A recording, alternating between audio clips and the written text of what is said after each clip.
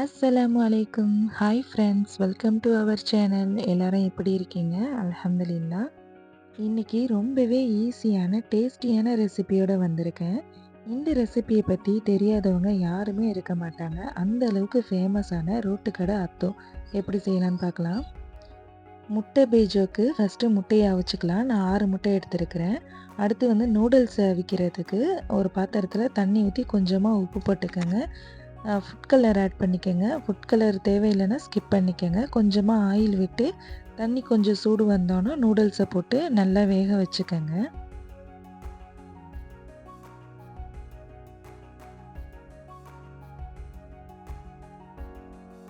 இந்த அளவு வெந்தால் போதும். இப்போ இதை வடித்து எடுத்துக்கலாம்.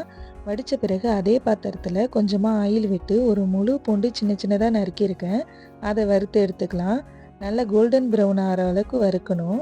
கரிஞ்சிடாமல் பார்த்து வருங்க.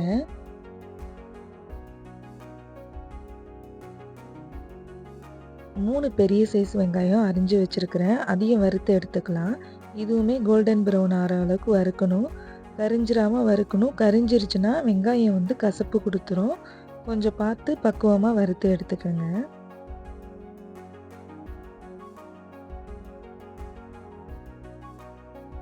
இப்போது காஞ்ச மிளகாயை வறுத்து எடுத்துக்கலாம். அந்த ஆயில் ஹீட்லேயே நான் போட்டுட்டு டக்குன்னு எடுத்துட்டேன். கொஞ்சம் டைம் எடுத்துச்சுன்னா இதுவுமே செவந்துடும். இது நல்லா ஆறினோன்னும் கொரன்னு அரைச்சிக்கோங்க. இது சில்லி ஃப்ளேக்ஸுக்கு தான் இது. இப்போது ஆயிலில் பொரிக்கிற ஐட்டம்லாம் முடிஞ்சிருச்சு.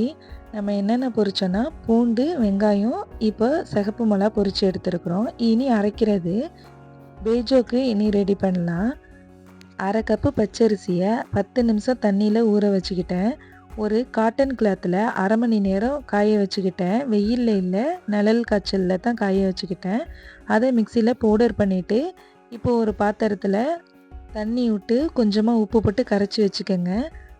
1/4 கப்பு கடலப்பருப்பு ஊற வச்சுருந்தேன், அரை மணி நேரம் அதுவும் ஊறிச்சு. இப்போ ரெண்டுத்தையும் கலந்து ஆயிலில் ஒரு அடை மாதிரி ஊற்றுங்க.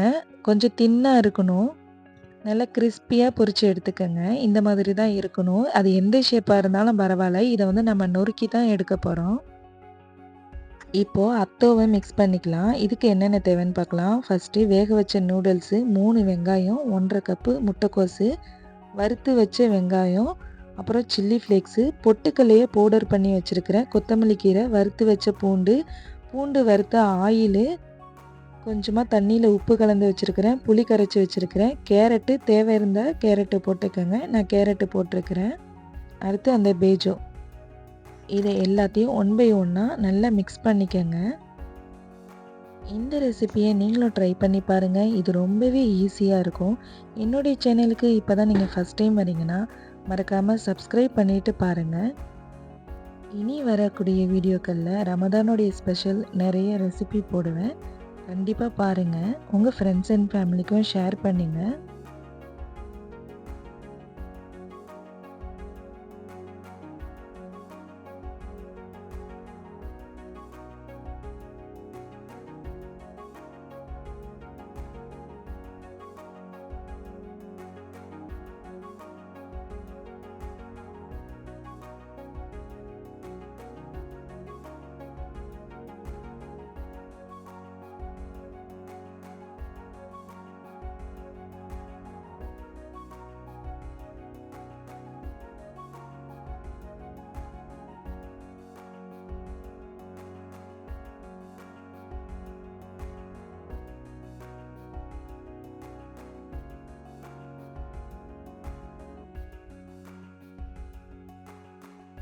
எல்லாத்தையும் நல்லா மிக்ஸ் பண்ணிவிட்டு இப்போது முட்டை பேஜோக்கு முட்டையை கட் பண்ணி வச்சுக்கோங்க.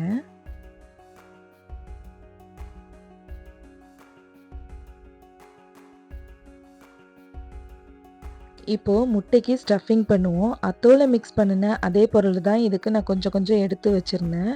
பொரிச்ச வெங்காயம், பொரிச்ச பூண்டு, சில்லி ஃப்ளேக்ஸு, கொத்தமல்லி கீரை, கொஞ்சமாக கேரட்டு இது எல்லாத்தையும் ஸ்டஃப் பண்ணி வச்சுருங்க எல்லா முட்டையிலையும்.